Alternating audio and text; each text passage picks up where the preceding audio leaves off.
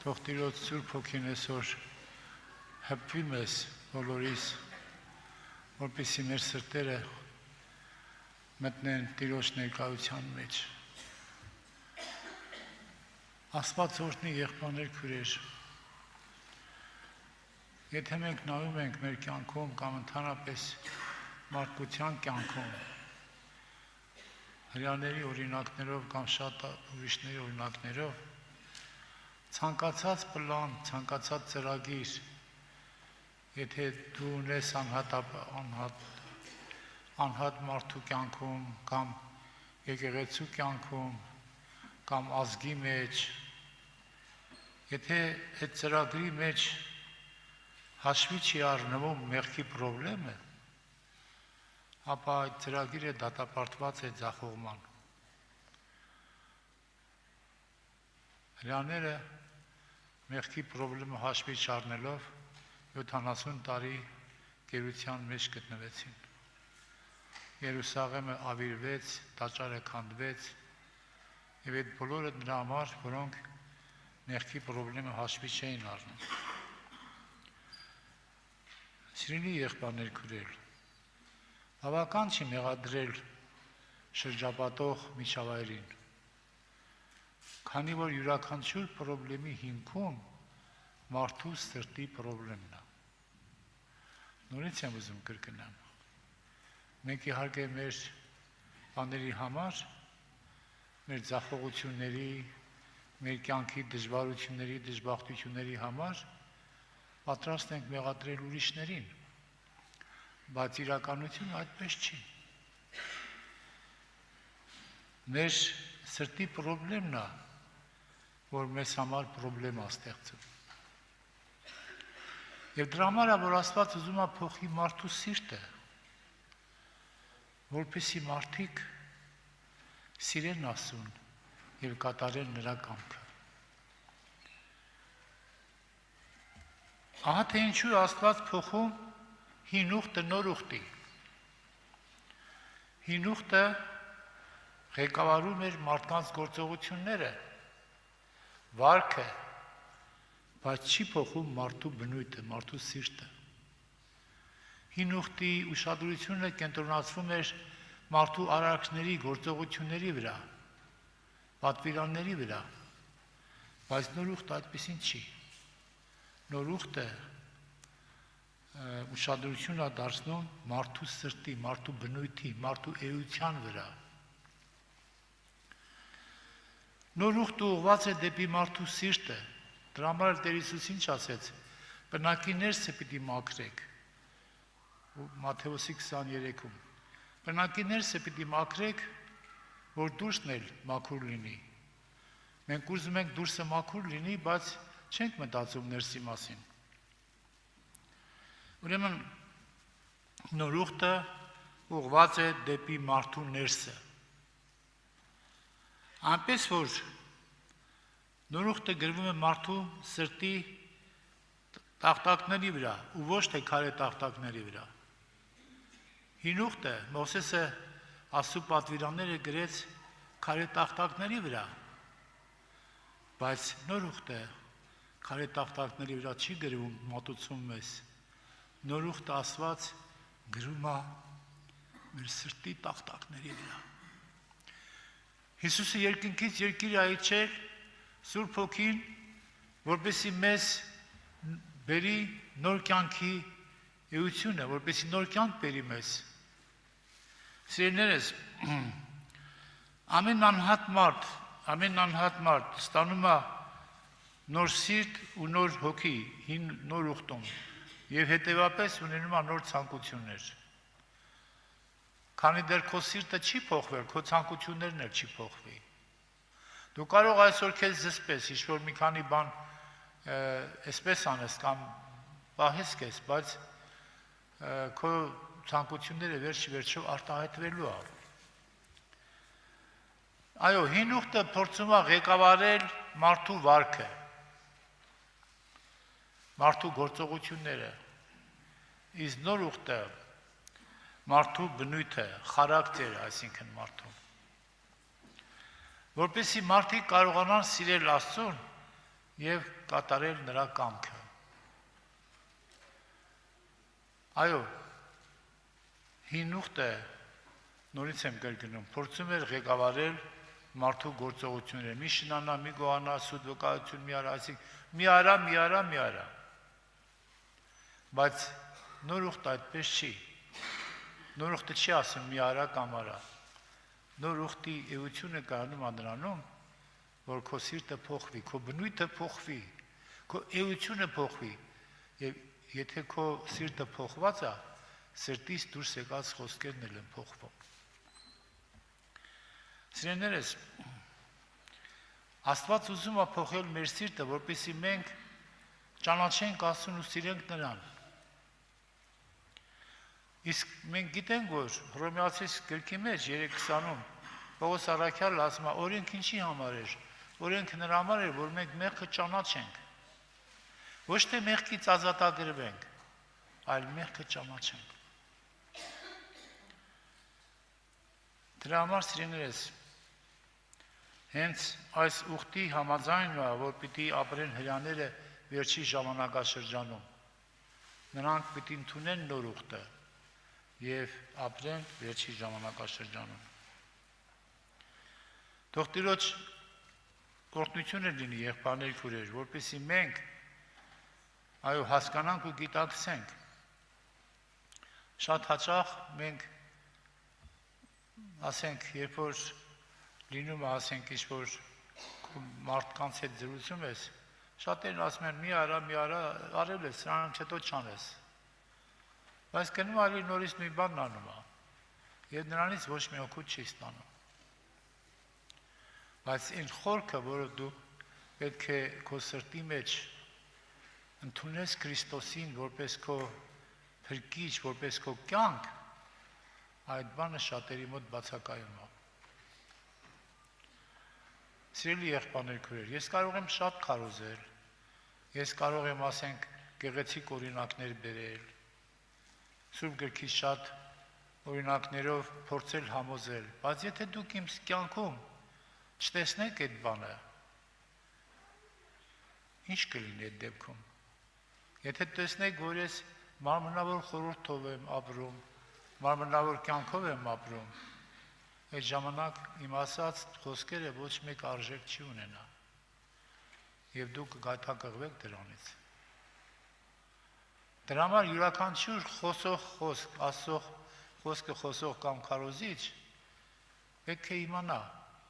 որ այդ խոսքերը առաջին իրան է վերաբերվում։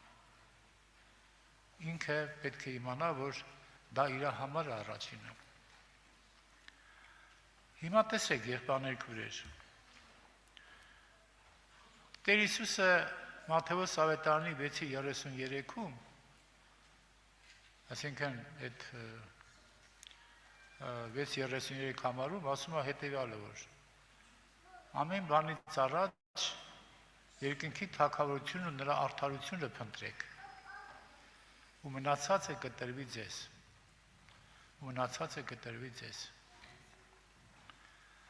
Եղբայրներ քույրեր, մենք կարդում ենք, ասենք, հին ուխտում, Անգիա մարգարեության մեջ, մենք տեսնում ենք, որ երբ որ Իսրայել ժողովուրդը 70 տարի գերության մեջ էր, Աստված Կիրոս թագավորի սիրտը արթնացրեց եւ հրաման տվեց, որ նրանք վերադառնան Երուսաղեմ եւ շինարարությունը սկսեն, տաճարը շինեն, Երուսաղեմը շինեն։ Հիմա տեսեք, այստեղ ասվում է հետևյալը. Դարեթ թագավորի երկրորդ տարի 6-րդ ամիս ամսուն առաջին օրը Տիրոջ խոսք անգե մարգային ձեռքով Հուդայի իշխան Սաղաթելյան Զորաբաբելի մեծ քահանա Հովսեդեկյան Հեսու եղավ սելով։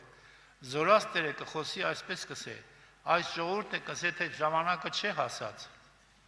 Տիրոջ տունը շինելու ժամանակը եւ անգե մարգարեին ձեռքով Տիրոջ խոսք եղավ սելով։ Ժամը մարդիկ եկել տեղափոխվել էին Երուսաղեմ, ամենքը իրանց համար տները շինե, բայց չէին մտածում տաճարի համար։ Եթե տաճարը չկա, երկրպագություն էլ չկա, զոհաբերություն էլ չկա, այդպես հին ուխտում այդպեսին էր։ Եվ Տիրոջ խոսքը անգիայի միջոցով եղավ այդ ժողովրդին եւ ասեց. Արդյոք ժամանակն է 4-րդ խոսքն եմ կարդում, որ դուք ձեղոնազարդ տուներու մեջ բնակվիք ու այս տունը ավերակ մնա։ Այո, ձեր տները շինելու համար ժամանակ ունեք, հեն էլ ձեղոնազարդ տներ շինելու, բայց Տիրոջը տունը շինելու ժամանակ չունեք։ Սակայն հիմա զորացները ասպես կսե, ձեր ճամփաներու վրա մտածեցեք։ Ձեր ճամփաների, այսինքն ձեր սրտի ուղղվածության վրա, ձեր սրտի ճամփաների վրա մտածեցեք։ Շատ եք ցանել, բայց քիչ բերեցիք, կերակ, բայց չկշտացաք։ Խմեցիք, բայց արարնից չանցուցիք, հագնվեցաք, բայց չտակացաք, եւ այլն։ Հիմա 7-րդից ասում են, զորացները ասպես կսե, ձեր ճամփաների վրա մտածեցեք, լերը ելեք եւ փայտ բերեք։ Ու տունը շինեցեք, եւ անոր պիտի հաճի ու պիտի փառավորվի կսե Տերը։ Լերը ելեք եւ փայտ բերեք, եւ տունը շինեցեք, եւ անոր պիտի հաճի։ Եղբայրներ քուրեր, այսինքն Տերը ուզում ասել, որ ձեր ճանապարհների վրա մտածեք եւ տեսեք դուք ինչ եք անում։ Տիրոջ տունն ավերակ է, բայց դուք ձեր ձեղոնազարդ տների մեջ եք բնակվում։ Եթե մի մարդու կտրվածքով խոսալ, կարող է մեր սրտում Աստծո տուն ավերակ է, բայց մենք մտածում ենք ինչի մասին։ Մենք մտածում ենք մեր փառքի, մեր հարստության, մեր լավ տների, մեր մեքենաների, մեր իշխեղության մասին։ Բայց Աստծո խոսքը մեզ ասում է. ամեն բանից առաջ երկնքի թագավորությունն, արդարությունը փնտրեցեք, ու մնացածը ձեզ կտրվի։ Սիրելի եղբայրներ քույրեր, Սուրբ գրքում շատ օրինակներ կա իհարկե, որ ասենք ես կարող ենք այդ օրինակները բերել։ Հիմա ժամանակը ասենք այդքան շատ չի, որ կարող ենք ուղղակի 1-2 օրինակ բերել։ Օրինակ 3-րդ Թագավորաց 17-րդ գլխում որբևայրի կնոջ յուղի ավելացումը բերենք։ 3-րդ Թագավորաց 17-րդ գլուխ 13-ից 18 համարները։ 3-րդ Թագավորաց ուրեմն 17-րդ գլուխ 3-ից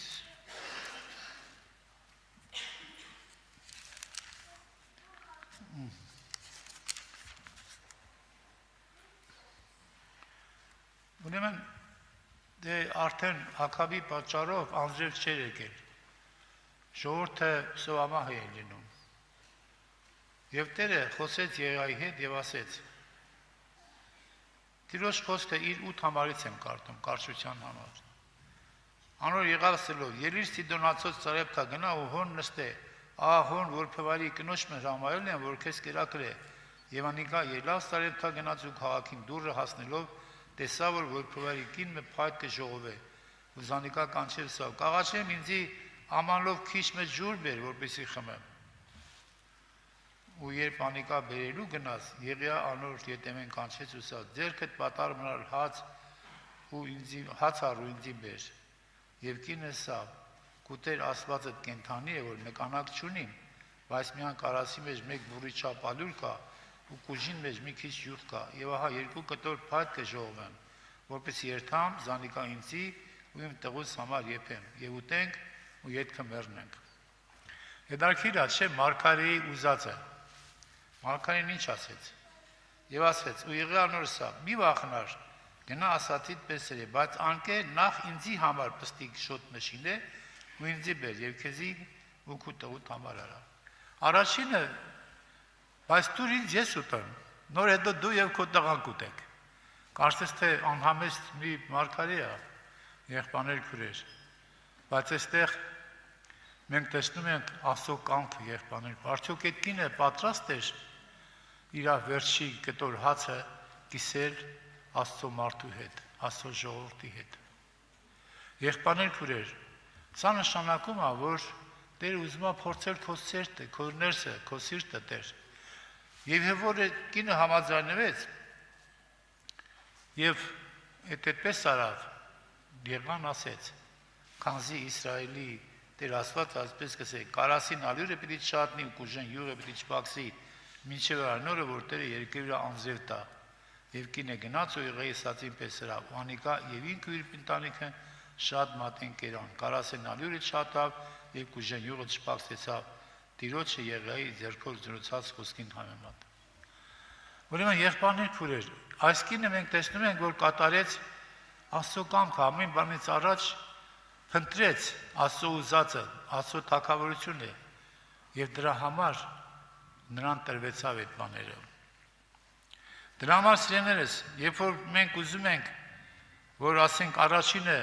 մեր ցանկությունը կատարվի, հետո նոր մտածենք Տիրոջ խոսքի վրա, դա այդպես չի ստացվում, հակառակ կողմից ենք մենք գնում։ Իհարկե օրինակներ շատ կան, բայց ժամանակի պատճառով ես չեմ ուզում այդ բոլորի վրա կանգ առնել, ուրեմն հիմա ինչ եմ ուզում ասել։ Օրինակ ասենք հիվանդ ես տո։ Հիմա դե պարզ է մարդը, որ հիվանդ է, ուզում առողջանալ, սա որևէ ստեղ մի մեղք չկա, որ մարդը ուզում առողջանալ։ Բայց հետաքրքիր է եղբայրներ քուրեր, այդ վիճակում մեջ էլ է Տերն ասում, ամեն բանից առաջ փնտրիր Աստծո թագավորությունն ու արդարությունը։ Դու փնտրիր առաջինը ոչ թե առողջանաս, այլ փնտրիր թե որն է քո կյանքի իմաստը, որն է Տիրոջ կամքը, որն է Աստծո թագավորության եւ Աստծո ուրեմն արդարության ճանապարհը, դու դա փնտրի։ Իսկ մնացածը ասում է, քեզ կտրվի։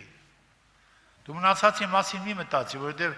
մնացածը Աստված քո համար հոգ է արել։ Կնոջը թե ամուսնու թե խնդիր ունես,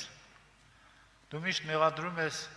կինը մեղադրում ամուսնուն, ամուսինը մեղադրում է կնոջը։ Բայց եղբայրներ քուրեր, դու մի փնտրիր, շատ կանայք ասում են, այսքան ամուսնուց համար աղոթում են, բայց ամուսինս չի ապաշխարում։ Բայց այդ կինը չի տեսնում իր ներսի խնդիրը, ինչպես սկզբում ասեցի։ Ամեն մի խնդրի հիմքում ընկած է մարդու ներսի խնդիրը։ Փոխանակ դու ապաշխարես, աղոթես քո ամուսնու համար, աղոթի քեզ համար, որ դու փոխվես եւ այդ փոփոխությունը տեսնելով քո ամուսինն էլ ապաշխարի։ Կամ հակառակը կարելի ասել ամուսնու վերաբերյալ եղբայրներ քուրեր։ Բայց հիմա հարց է առաջանում. կգտնենք արդյոք մենք, եթե փնտրենք Աստծո թագավորությունը փնտրենք, եթե ասենք փնտրենք Աստծո արդարը, արդյոք կգտնենք, թե չենք գտնի։ Աստծո խոսքը դրան տալիս է հստակ պատասխան։ Եսայի մարգարության 55-րդ գլխում մեջ մենք կարդում ենք հետևյալ խոսքերը։ Տերը փնտրեցեք, 6-րդ խոսքը։ Տերը փնտրեցեք, քանի որ անիկա կգտնվի։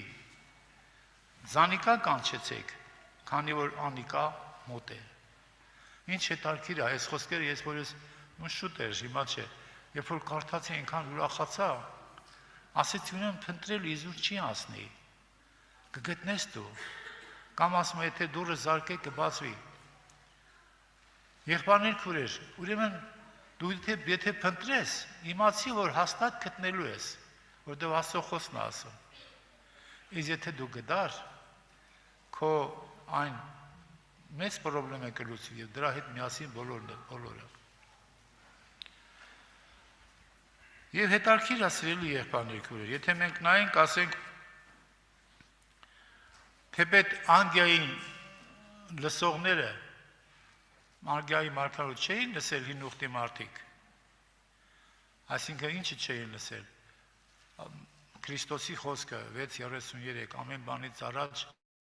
երկնքի թագավորությունն ու արդարությունը փնտրեք, բայց հին ուխտում նույն սկզբունքն էր դրված։ Օրինակ, մի քանի համարներ կա, բայց մեկ համար է ես ասեմ մենակ, Առակաց 3-րդ գլխի 9-ից 10 համարները, Առակաց 3-րդ գլխի 9-ից 10 համարները, այսպես է ասում, եղբայրներ քուրեր։ Եվ իհարկե, երկրորդ օրինաց 28-րդ գլուխ, ասենք 30-րդ գլուխ 3-ից 9 համարները, բայց Առակացի մեջ այսպես է ասում. Տիրոջը պատիվ եք ու ստացվածքեդ,